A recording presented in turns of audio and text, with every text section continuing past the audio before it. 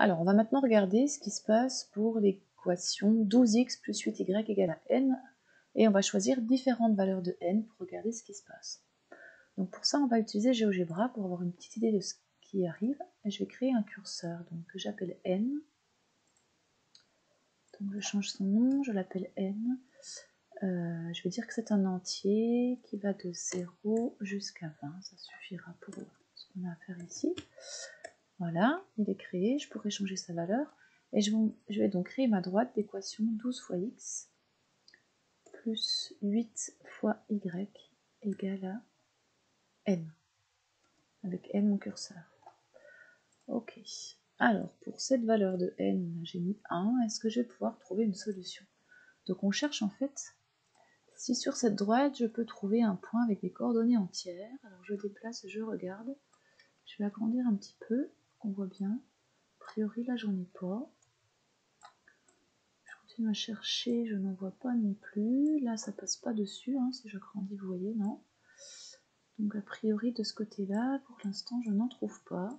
Ce qui ne veut pas dire qu'il n'y en a pas plus loin, mais il y a quand même peu de chance. J'en trouve pas, je vais aller voir de l'autre côté.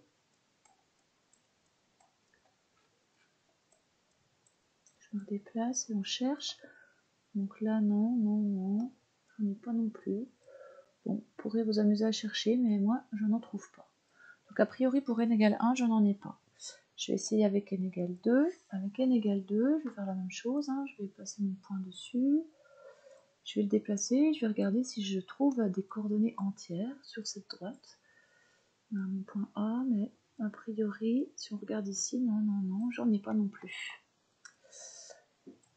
Alors, si je viens avec n égale 3, bah c'est pareil, vous pourrez chercher avec n égale 3, j'en ai pas. J'en ai pas, ça veut pas dire qu'il n'y en a pas, on démontrera tout à l'heure qu'il n'y en a pas. Mais a priori, on n'en trouve pas non plus. Vous pouvez déplacer votre curseur et regarder. Déplacer, pardon, votre repère et regarder. Il n'y a pas de point sur cette droite ici. Et donc, si je le fais avec n égale 4, par contre, là, je vais en trouver un. Alors, il y en a déjà un ici, très simple. Hop là, 1 et moins 1. Bah, si je remplace x par 1, ça fait 12 fois 1, 12, plus 8 fois moins 1, moins 8, et 12 moins 8, ça fait bien 4. Donc j'ai une première solution ici.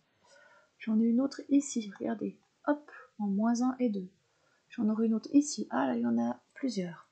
En fait, dès qu'on en trouve une, on voit qu'il y en a régulièrement. Donc en fait, dès qu'on a un couple de solutions, on en a une infinité finalement. Alors pourquoi ça marche avec 4 et ça ne marchait pas avec 1 et pas avec 3 et pas avec 2? Ben en fait, si on regarde bien les nombres que j'ai choisis, 12 et 8, les coefficients là devant x et y, leur PGCD il fait 4. Donc en fait, pour 4 ça va marcher. Pour 8 ça va marcher. En fait, pour n'importe quel multiple de 4. Si je prends pour 8, je vous montre, hop, j'ai une solution là. Hop là, avec moins 2 et 4. J'en aurai d'autres du coup. Donc pour n'importe quel multiple de 4, qui est le PGCD de 12 et 8, je vais trouver des solutions. Et pour tous les autres entiers qui ne seront pas des multiples de 4, j'aurai pas de solution.